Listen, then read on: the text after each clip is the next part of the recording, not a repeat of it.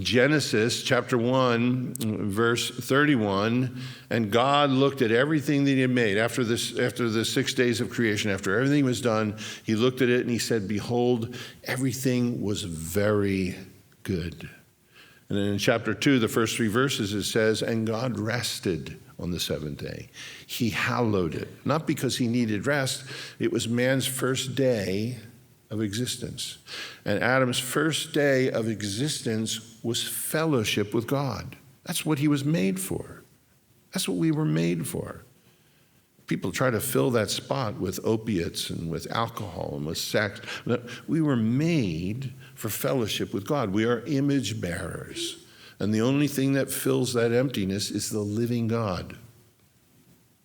And the only one who was in the image of God was Adam. And understand what Lucifer did is he was envious of Adam. He said, I'll be like the Most High.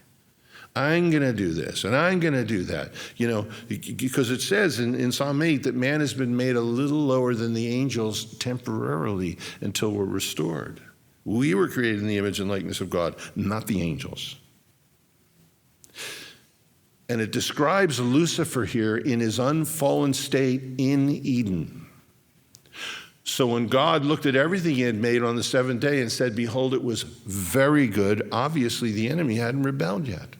There were no ages before that. It says in Romans clearly that sin entered through Adam, not in the ages previous to that.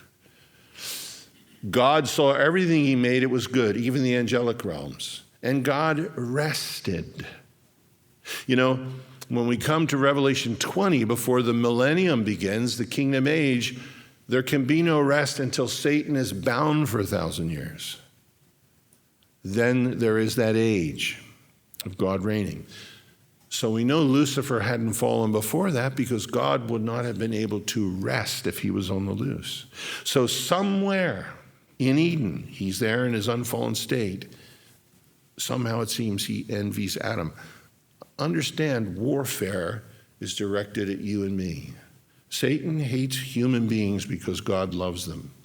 Satan hates human beings because we're created in the image and likeness of God. We are image bearers, and the angels are not. They're ministering spirits sent forth to minister the heirs of salvation. We have a higher place in eternity than the angels.